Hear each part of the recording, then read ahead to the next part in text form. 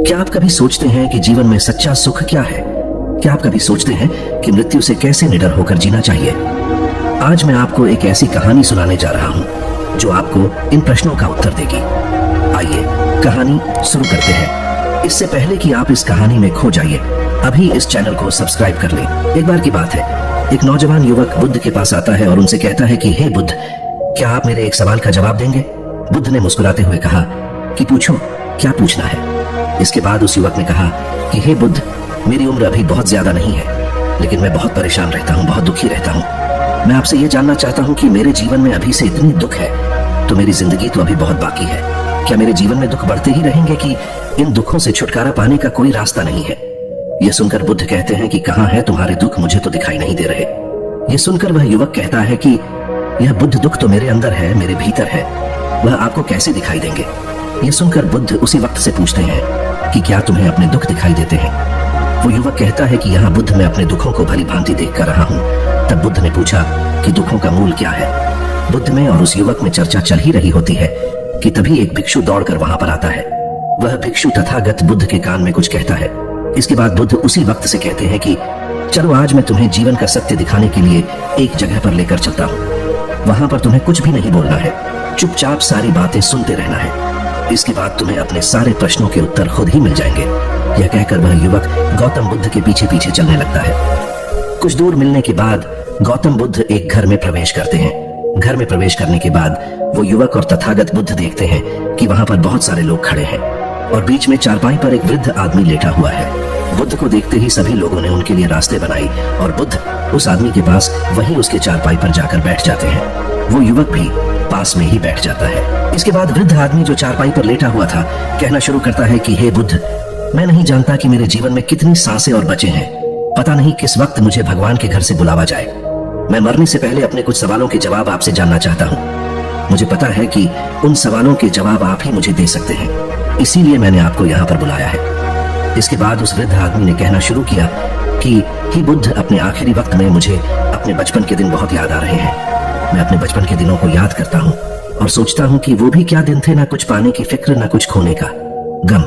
बचपन के उन दिनों को याद करके मेरी आंखों में आंसू आ जाते हैं। मुझे लगता है कि कितनी आजादी थी उस समय। मेरा मन कितना खुला हुआ था, मन में कुछ भी पाने की इच्छा नहीं थी। जिस भी खेल में लग जाते थे उसी खेल में पूरे दिन लगे रहते थे। लेकिन कुछ समय बाद जैसे जैसे मैं बड़ा होने लगा वैसे वैसे लोग मुझे जिंदगी की दौड़ में आगे निकलने के लिए कहने लगे। मेरे पिता अक्सर मुझसे कहा करते थे कि तुम पढ़ाई में अपने भाई जैसे क्यों नहीं हो, तुम दूसरे लोगों से पीछे क्यों रहते हो। यह सब सुनकर मेरा मन बहुत बेचैन रहने लगा। लोग मुझे बहुत ताने मारते थे क्योंकि ना तो मैं खेल में अच्छा था और ना ही पढ़ाई में अच्छा था। सब लोग मुझे किसी और की तरह बनने के लिए कहते थे और उन तानों से तंग आकर मैंने जीवन में कुछ हासिल करने का निश्चय किया। मैंने अपने आप से वादा किया कि मैं भी अपने भाई की तरह कामयाब इंसान बनूंगा और इसके लिए मैं दिन रात मेहनत करने में लग गया। शुरुआत में बहुत मुश्किल है, बहुत निराशा हाथ लगी, लेकिन मैंने हार नहीं मानी और मैंने खुद अपना व्यापार खड़ा कर लिया। उसके बाद मुझे कुछ पाने का एहसास हुआ। मुझे बहुत खुशी हुई क्योंकि जो लोग मुझे ताने देते थे वही लोग अब मेरे आगे पीछे घूमने लगे थे। कुछ वक्त बाद एक रईस बेटी के साथ मेरी शादी हो गई और उसके बाद मुझे लग रहा था जैसे मेरा जीवन स्वर्ग बन गया हो।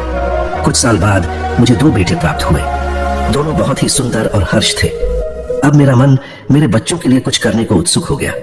मैं और भी ज्यादा धन कमाने में लग गया और जल्द ही मैं अपने नगर का सबसे बड़ा व्यापारी बन गया। सब कुछ अच्छा चल रहा था, लेकिन अनहोनी को कौन टाल सकता है। एक दिन अचानक मेरी पत्नी मुझे छोड़कर चल गई। इससे मुझे बहुत गहरा सदमा पहुंचा। मैं कई दिनों तक अपने घर से बाहर नहीं निकला। मेरे बेटे मुझे हिम्मत दे देते कि पिताजी माताजी तो नहीं रही और जो हो चुका वो वापस नहीं आ सकता, लेकिन हम दोनों भाई आपका हमेशा साथ देंगे, आपकी हमेशा सेवा करेंगे। आपको किसी बात की कोई चिंता करने की आवश्यकता नहीं है। और धीरे धीरे मैंने भी अपने मन को समझा लिया कि अब तो मुझे अपने प्रिय पत्नी के बिना ही जीना पड़ेगा। इसीलिए मैंने अपना मन अपने बेटों के साथ जोड़ लिया। उनकी खुशी में ही मुझे खुशी होती थी, उनके दुख में ही मुझे दुख होता था। इसके बाद मैंने कहा कि ही बुद्ध जीवन चक्र में अक्सर मुझे महसूस होता था कि आखिर जीवन क्या है, जीवन को उसके गहराइयों में कैसे जाना जाए, ये कैसे जाना जाए कि मैं कौन हूँ और मैं इस दुनिया में क्या करने के लिए आया हूँ। ऐसे तमाम सवाल मेरे मन में उठते रहते थे और मुझे आपके बारे में भी पता चला कि बुद्ध ऐसी ध्यान की प्रणालियां बताते हैं जिससे जीवन का मतलब समझा जा सकता है। लेकिन मैं हमेशा सोचता रहता था कि पहले मैं अपने जीवन से दुखों और परेशानियों को दूर कर देता हूँ, उसके बाद ध्यान में मैं अपना पूरा मन लगाऊंगा। और यही सोच सोच कर मैं कभी ध्यान नहीं कर पाता था। धीरे धीरे वक्त बीता रहा और आखिर में उम्र ढलने के बाद मैं बीमार पड़ गया। वैसे मेरे जीवन में कोई कमी नहीं रही। मेरे बेटों ने मेरा अच्छा साथ दिया। मैंने जीवन में बहुत कुछ हासिल भी किया। लेकिन अब मैं अपने जीवन में अगर पीछे मुड़कर देखता हूँ तो मुझे एहसास होता है कि मेरे बचपन के दिन ही सबसे प्यारे दिन थे। तब उस आदमी ने बुद्ध से पूछा, मैं चंद मिनट का मेहमान हूँ, ये मैं जानता हूँ, लेकिन क्या कुछ ऐसा सूत्र मुझे बता सकते हैं जिससे कि मैं सुकून से मर सकूं? मेरे मन के सारे सवाल जवाब शांत हो जाए और मैं जीवन का असली मतलब समझकर मर सकूं। यह सुनकर बुद्ध ने कहा कि हर इंसान को बचपन के दिन प्रिय क्यों होते हैं? क्योंकि उस समय उसे कोई भी चिंता ही नहीं रहती। वो आजाद होता है, उसके मन में कोई लालसा नहीं होती। जिस काम में भी लग जाता है उसी में मग्न हो जाता है। लेकिन जैसे जैसे इंसान की आयु बढ़ाने लगती है वैसे वैसे उसकी इच्छाएं, उसकी कामनाएं दिन ब दिन बढ़ती जाती हैं। और इसीलिए अक्सर इंसान भविष्य की तैयारी में लगा रहता है या फिर अतीत के बारे में सोचता रहता है और वह वर्तमान में जीना भूल जाता है। और वहीं अगर हम किसी छोटे बच्चे को देखें तो उसके लिए कोई भविष्य या कोई अतीत नहीं होता, उसके लिए बस वर्तमान होता है।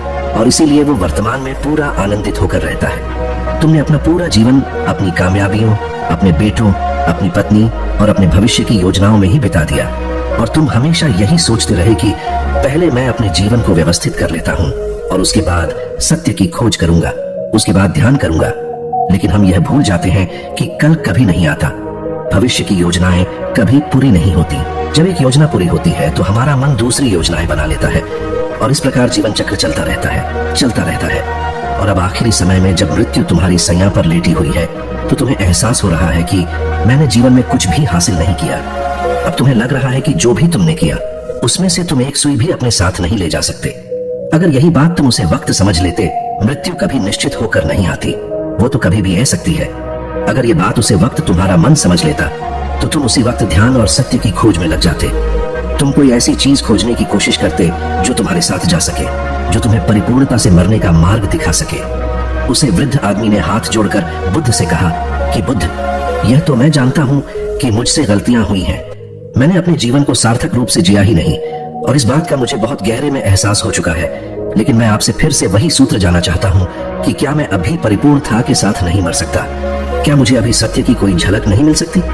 यह सुनकर बुद्ध ने उसे आदमी का बहुत सहलाते हुए कहा कि अब तो एक ही सूत्र समझने लायक रह जाता है और वो सूत्र ये है कि तुमने जीवन में जो कुछ भी पाया या जो कुछ भी खोया वो सब यहीं पर छोड़कर चले जाओ। उसे अपने मन के साथ जोड़कर मत ले जाओ। अपने मन में यह भाव पैदा करो कि तुमने अपने जीवन से बहुत कुछ सीख लिया और वास्तविकता में तुमने अपने जीवन में बहुत प्रगति की है, क्योंकि तुमने यह जान लिया है कि जीवन में कुछ भी सार्थक नहीं है और यह जानना भी बहुत बड़ी उपलब्धि होती है।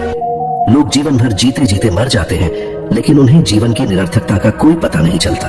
इसीलिए अभी अपने मन से सारे सवाल गिरा दो और यह भाव पैदा करो कि जीवन में जो कुछ जानने जैसा था वह मैंने जान लिया है और अब जीवन में कुछ भी जानने जैसा नहीं बचा है। जब तुम इस बोध से भर जाओगे तो तुम बिल्कुल खाली होकर मृत्यु को प्राप्त हो जाओगे। और वास्तविकता में यही मरने की कला होती है। हमने जीवन में जो कुछ भी पाया, जो कुछ भी खोया, वो इसी दुनिया का था और वह यहीं पर रह जाएगा। हमारे साथ कुछ भी नहीं जाएगा। हम खाली जाएंगे, हम बिल्कुल खाली जाएंगे। और जो लोग अपने मन से बिल्कुल खाली होकर जाते हैं, वास्तव में उनके अंदर ज्ञान का दीप जल जाता है और वो आगे चलकर दूसरे जन्मों में उसे निर्वाण की स्थिति को प्राप्त कर सकते हैं। लेकिन उससे पहले तुम्हें इस जीवन की निरर्थकता को समझना होगा। यहाँ पर कुछ भी पाना या कुछ भी खोना कोई मायने नहीं रखता। इसके बाद बहुत देर तक मैंने कोई सवाल नहीं पूछा और वह मुस्कुराते हुए मृत्यु को प्राप्त हो गया। इसके बाद बुद्ध ने उसे नौजवान युवक से पूछा कि क्या तुम्हें अपने सवालों के जवाब मिले, और मिले तो तुम्हें क्या जवाब मिले सभी को बताओ। उसी वक्त ने कहा कि हे बुद्ध, मुझे अपने सवालों के जवाब मिल गए हैं। वृद्ध आदमी के जीवन चक्र से मैं समझ गया हूं कि जीवन में कुछ भी पाने जैसा नहीं होता। सुख हो या दुख हो, सब कुछ यहीं पीछे रह जाता है और अगर हम इसी चक्कर में फंसे रह जाएंगे तो हम सत्य को कभी नहीं जान पाएंगे। इसीलिए जीवन में सुख और दुख तो चलते ही रहेंगे, इसके साथ साथ चलते हुए ही हमें सत्य की खोज करनी पड़ेगी।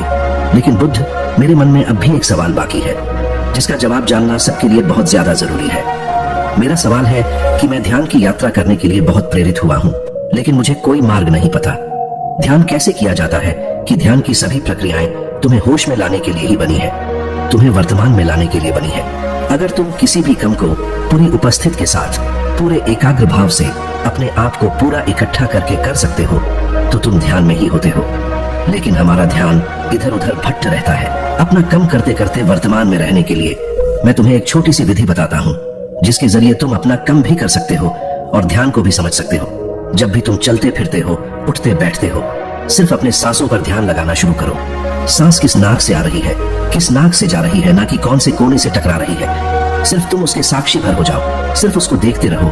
कुछ भी काम कर रहे हो, चल रहे हो, फिर खाना खा रहे हो, सिर्फ अपने सांस पर ध्यान लगाओ। और यह करते वक्त तुम्हें महसूस होगा कि तुम्हारा दिमाग, तुम्हारे विचार तुम्हें इधर उधर ले जाते हैं। लेकिन थोड़ी देर बाद तुम्हें फिर से होश आएगा कि तुम्हें अपनी सांसों पर ध्यान लगाना है और तुम्हारा ध्यान फिर से सांस ऑटोमेटिक जाएगा। और धीरे धीरे जब तुम अपने विचारों को देखने लगोगे तो तुम पाओगे कि विचार विलीन होने लगे हैं। तुम्हारे अंदर बस एक खाली मैदान बचा हुआ है, सारे सवाल जवाब विलीन हो चुके हैं। इसके बाद बुद्ध ने कहा कि सांसें जो होती हैं वो वर्तमान में चलती है, ना ही वो भविष्य में चलती है, ना ही अतीत में चलती है। वो वर्तमान होता है, वही वर्तमान स्थिति होती है। और जब तुम अपनी सांसों से जुड़ जाते हो तो तुम वर्तमान में ध्यान लगाना सीख जाते हो, क्योंकि सांसें जिन पर तुम ध्यान लगा रहे हो वो वर्तमान में चल रही होती है। इसके बाद धीरे धीरे कदम दर कदम तुम्हें ध्यान का खुद ही एहसास होने लगेगा। फिर तुम जो भी कम करोगे उसमें तुम्हारा पूरा चित्त लगा होगा। तो शुरुआत वहीं से करो जहां पर तुम हो, यहीं से अभी से अपनी सांसों को पकड़ना शुरू कर दो। तो दोस्तों, कैसी लगी आपको यह कहानी? कमेंट सेक्शन में जरूर बताना, और अच्छी लगी तो इस चैनल को सब्सक्राइब करना मत भूलना। तो मिलते हैं अगले कहानी में, तब तक के लिए अपना ख्याल रखें।